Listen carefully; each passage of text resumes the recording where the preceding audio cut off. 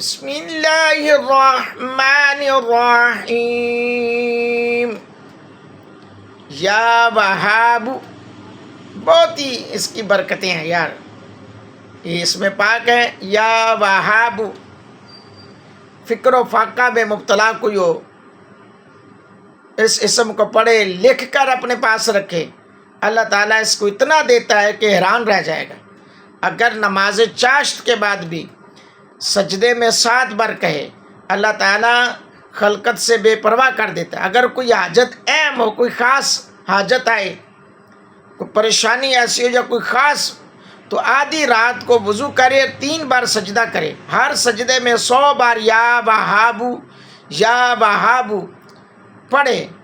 اس طرح کے ہاتھوں کی ہتھیلیاں اوپر کو رہیں، مثل دعا کہ انشاءاللہ پہلی شب میں یہ حاجت پوری ہوگی، ورنہ تیسری شب تک ضرور اللہ تعالیٰ پوری کرے گا۔ یعنی سجدے میں جا کر دعا کوئی نہ مانگے، صرف اس طرح ہاتھ رکھ کر ہاتھ الٹے، یعنی کہ ویسے تو سجدے میں ایسے ہوتے ہیں، لیکن جب آپ نے کوئی پریشانی ہے، کوئی مشکل آئی ہے، کوئی خاص حاجت ہے، تو آپ سجدے میں جا کر ہاتھ ایسے اوپر ہوں اور پڑھیں یا وہابو یا وہابو، 100 مرتبہ پڑھیں، پہلے سجدے میں، پھر دوسرے سجدے میں بھی، پھر تیسرے، یہ 3 دن لگاتار کر لیں، انشاءاللہ الرحمن آپ کی پہلی رات اللہ تعالیٰ حاجت پوری کر دے گا، وگرنہ تیسری رات تک تو ضرور اللہ تعالیٰ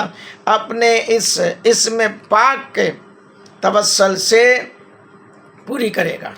اچھا، شیخ مغربی فرماتے ہیں اگر کوئی مشکل درپیش ہے، یا کسی چیز کا طالب ہو، یا کوئی مراد حاصل کرنا ہو، یا کسی دوسرے کے ہاتھ میں قید ہو، یعنی مقروض ہو، یا محنت سخت برداشت کرنی پڑتی ہو،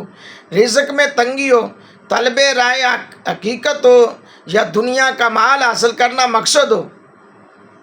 یا اعلیٰ درجے کی حکومت یا ملازمت کرنا چاہتا ہو، یا دشمن کو دفع کرنا چاہتا ہو، دوست سے ملاقات کی تمنا ہو، اس کے علاوہ کوئی سی بھی مراد رکھتا ہو، تو بوقت نیم شب، آدھی شب وضو کرے اور 2 رکعت نماز